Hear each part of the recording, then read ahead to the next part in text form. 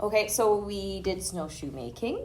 And so we first started talking about our science curriculum, the objects and materials, and started doing some research into snowshoes and what they are. So we looked at pictures and kind of the indigenous background of why they made snowshoes and what they use them for. We had Mrs. Maloney bring in her set of traditional snowshoes and regular metal ones, so the kids got to see the difference. And they got to hold them and kind of feel the difference between them and what materials made up those snowshoes. And then we looked at more pictures and kind of came up with a criteria together that what our snowshoes needed to include. And we also discussed different objects between like natural made objects and then constructed. So the difference between like nature made and man made. And then we just decided what our snowshoes needed to have. And we brainstormed different materials that they could bring from home and that we could collect from around school and from around my house and Dollarama, big contributing factor. And then just kind of went from there. We spent the week building them, and there was a lot of different design ideas. Ready to take that step onto the snow? I got our camera on our snowshoe. So for building, we had our criteria that we had come up with. Students had to make a list of their materials with one handout and do a sketch. So they were the architects for their snowshoes. So they had something to follow when they were building. Then they kind of did like a shopping for their materials around the classroom. We laid everything out and they decided what they wanted to use. Lots of the snowshoes did not turn out how they had designed, but they still turned out really, really good. And we had to have 2 or more materials to use. That's what they had come up with in their co-constructed criteria. What materials did you pick out? Some Paper. Box. Okay. And teacher. I'm done. We spent the week, so they kind of started with that sketch and then moved on to building lots of hot glue, lots of masking tape, other tape, sticky tack, pipe cleaners. I got one of the X-Acto knives, so I helped with the cutting for the cardboard for the little guys because they realized very quickly that scissors are very hard to cut cardboard with. I can help with the cutting right away. Okay, put them on the back on all areas of the class. Students also realized that looking back at our co-constructed criteria that they had to fit their actual boot in because we weren't going to be testing it inside. So after checking that, they had to do a few adjustments as well. What do we have going on here?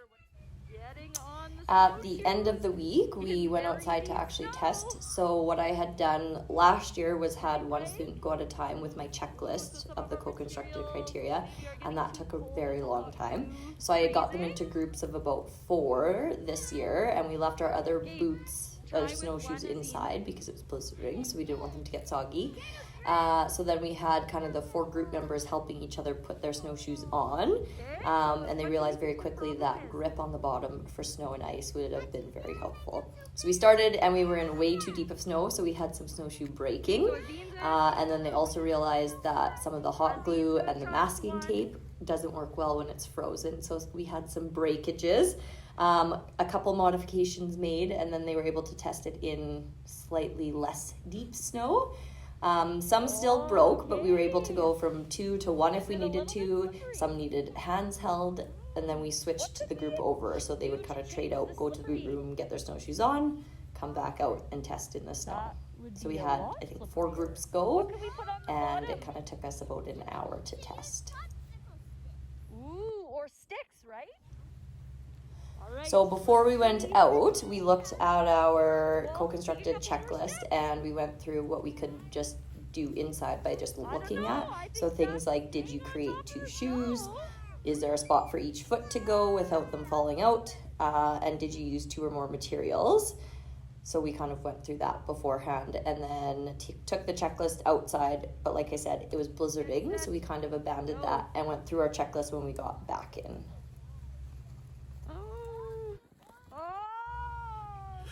So overall, I was very happy with the snowshoe project. Like I said, we had collected materials from outside that we did that they wanted to include in their snowshoes. They were super engaged. They wanted to work on it every day, all day during the week. They even used the time on Friday before that they were supposed to be doing other work to try and put some finishing decorations on. I found that because it was something applicable and that they had learned about, they were really into making it and seeing if it was going to work, because they had seen ones that Miss Maloney had brought in that were real, and so they were really excited to see if their snowshoes were going to hold up. When we came back in, they had to answer the question if their snowshoes did, kind of on that same handout with the sketch and the materials list. When they got to actually test them on the snow, they were so excited because it had an actual purpose, and we discussed that snowshoes have the purpose of trying to keep above the snow. So back in Indigenous creating of snowshoes, how they traveled to follow their food, or they had to travel to move their lifestyles. They had to go, they didn't have cars, and they didn't have warm-up stores or houses that they could go in, so they had to travel and they had to find that way to do it.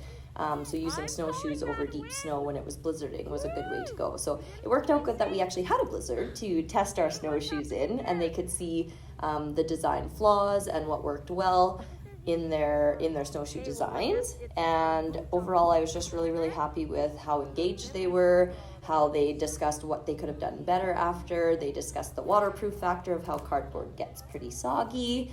How we discussed how the masking tape doesn't hold well in cold weather, so we talked about other things that we could have done for that, and how if you put too many unnecessary materials on there, that it can actually hinder rather than help.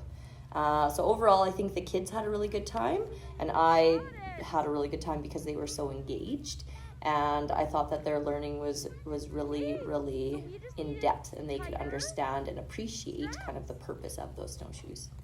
You're staying above.